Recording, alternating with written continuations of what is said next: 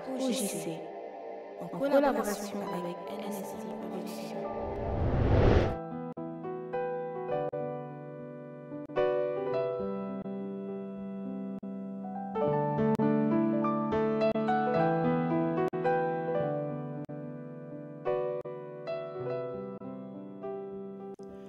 Shalom frères et sœurs, je vous salue dans le nom de Jésus. Merci de me suivre via l'OJC. Je suis votre sœur Destinée Julia Gladys. J'ai une parole pour vous, une parole que le Seigneur a mis dans mon cœur et j'aimerais vraiment le partager avec vous. Et mon thème d'aujourd'hui s'intitule « Sur les traces d'Abraham ». Nous savons nous tous qu'Abraham est notre père dans la foi. Quand nous regardons la vie d'Abraham, nous voyons comment est-ce que le Seigneur a marché avec lui. Et nous, en tant qu'enfants de Dieu, nous sommes appelés à suivre ses traces. Mais en regardant la vie d'Abraham, nous voyons aussi certaines failles, certaines épreuves par lesquelles il est passé et qui sont censées nous enseigner, nous, qui sommes ses enfants. Et aujourd'hui, nous allons parcourir, un peu survoler la vie d'Abraham et relever quelques points qui vont nous édifier pour notre marche chrétienne. Pour cela, je vous invite à prendre le livre de Genèse 11, à partir du verset 31, je lis au nom de Jésus. Térakh prit Abraham, son fils, et Lot, fils d'Aaron, fils de son fils, et Sarai, sa belle-fille, femme d'Abraham, son fils. Ils sortirent ensemble d'Ur en Chaldée pour aller au pays de Canaan. Ils vinrent jusqu'à Charan et ils y habitèrent. Le jour de Térakh fut de 205 ans et Térakh mourut à Charan. Ici, nous voyons la première fois la Bible nous parle d'Abraham. Ici, la Bible nous parle d'Abraham. Térakh prend Abraham, son fils, et Lot pour aller au pays de Canaan. Mais quelque chose va se passer. Arrivé à Charan, la Bible dit que Térakh va mourir. Dieu va permettre la mort de Térakh. Térakh va mourir. Et il va mourir à Charan parce que dans la destinée d'Abraham, Dieu ne voyait pas Térakh. Et quand on regarde le mot Térakh, veut dire retard. Donc certaines personnes dans notre vie sont de retard pour nous. Aussi longtemps que nous sommes attachés à ces personnes, on ne pourra pas arriver là où Dieu veut que nous soyons. Le retard nous retarde. Le retard nous empêche d'accéder pleinement à la volonté de Dieu. Le retard nous freine par rapport à l'œuvre à laquelle le Seigneur nous appelle à faire. Et comme Dieu avait déjà un plan pour Abraham par rapport à Canaan, Dieu va permettre que Térakh meure. Et Térakh va mourir. La première des choses, quand tu as une promesse de Dieu, quand le Seigneur t'appelle à faire quelque chose pour lui, la première des choses à faire, c'est de tuer ton retard. Il faut éliminer toutes les personnes qui constituent des retards pour toi. Mais ce n'est pas à toi de le faire. C'est au Seigneur de le faire pour toi. Toi, ta prière, c'est que tu peux faire, tu peux dire au Seigneur, éloigne de moi toute personne, toute situation qui constitue des retards pour moi. Et nous voyons, Térakh va mourir. Et quand nous arrivons à Genèse 12, dans Genèse 12, là, Abraham reçoit son appel. Genèse 12 nous dit, l'Éternel dit à Abraham, va-t'en de ton pays, de ta patrie et de ta maison, de la maison de ton père, dans le pays que je te montrerai. Je ferai de toi une nation, une grande nation, je te bénirai, je rendrai ton nom grand et tu seras une source de bénédiction. Je bénirai ceux qui te béniront et je maudirai ceux qui te maudiront. Et toutes les familles de la terre seront bénies en toi. Avant qu'Abraham reçoive l'appel du Seigneur, Dieu va d'abord commencer par tuer le retard. La personne qui constituait un retard pour lui. Dieu va le tuer. Dieu va permettre à ce qu'il meure.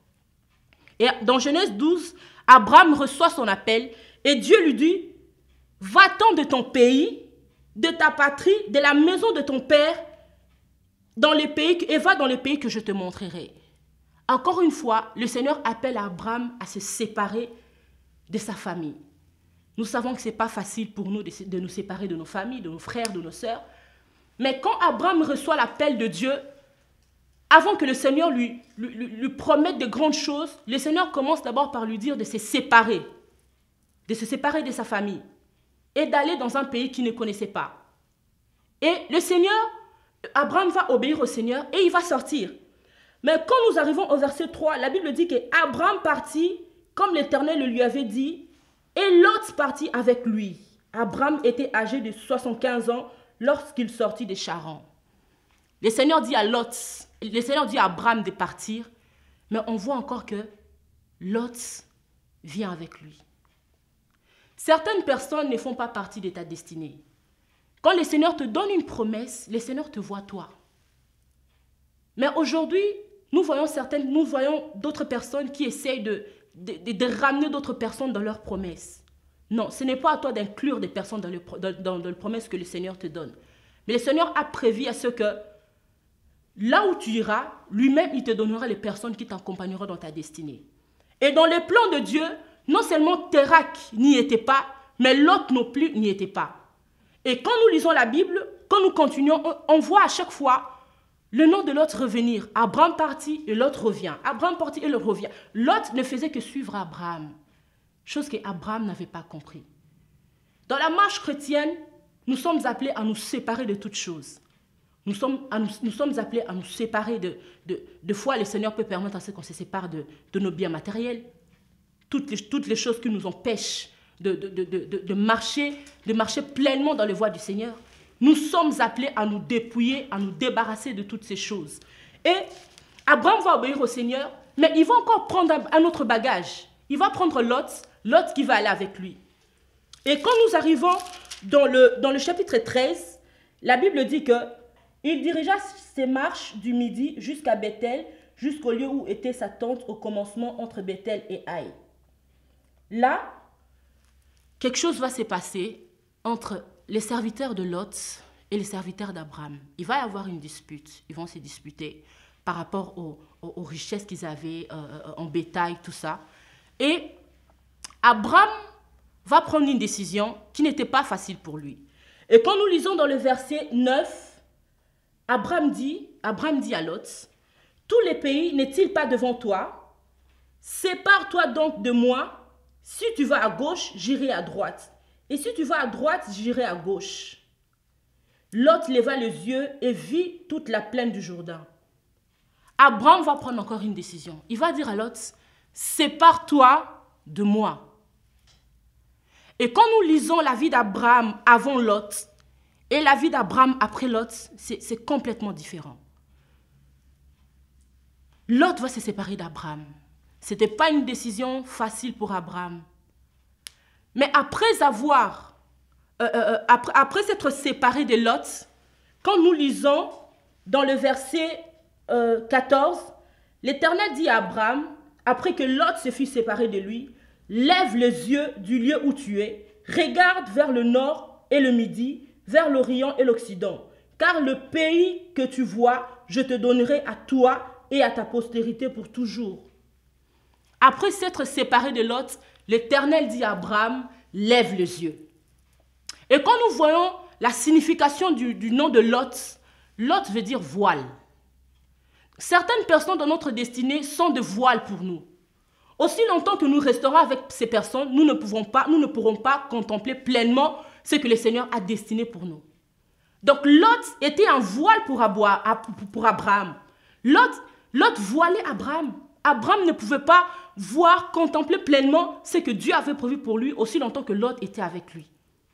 Et le Seigneur Abraham va prendre la décision de se séparer de Lot.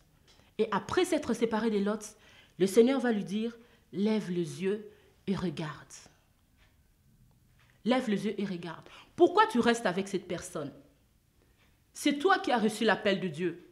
Pourquoi tu veux à tout prix inculquer cette personne, impliquer cette personne dans ton appel, dans la vision que le Seigneur t'a donnée? Tu ne vois pas certaines choses parce que les personnes que tu gardes auprès de toi sont de voile pour toi. Mais la décision de se séparer ne viendra pas du Seigneur. Cette décision viendra que de toi. Le jour où tu comprendras que certaines personnes sont des barrières pour toi, tu ne pourras pas voir la gloire de Dieu. Tu dois d'abord commencer par prendre la décision toi-même de te séparer de toutes ces personnes. Ces personnes-là sont des voiles pour toi. Le Seigneur a prévu quelque chose de bon, de puissant pour toi, par rapport à ton appel. Par rapport à ton appel. Mais dans ta marche avec le Seigneur, tu es trop dans le sentiment. Tu veux garder certaines personnes. Ces personnes t'assurent un certain confort et tu te perds. La première des choses, il faut tuer les retards de ta vie. La deuxième des choses, tu dois te séparer de toutes les personnes qui sont le voile pour toi. Et quand nous lisons encore la vie d'Abraham, quand nous lisons dans Genèse 18, nous voyons Abraham, l'histoire d'Abraham. La Bible nous parle d'Abraham l'intercesseur. Abraham va intercéder pour Lot. Lot qui habitait à Sodome et Gomorrhe. Les seigneurs vont envoyer les anges pour détruire ces deux villes. Mais Abraham, la Bible dit que Abraham était l'ami de Dieu. Dieu a dit que je ne pourrais pas cacher quelque chose, je ne pourrais rien faire sans révéler à Abraham ce que j'ai prévu de faire.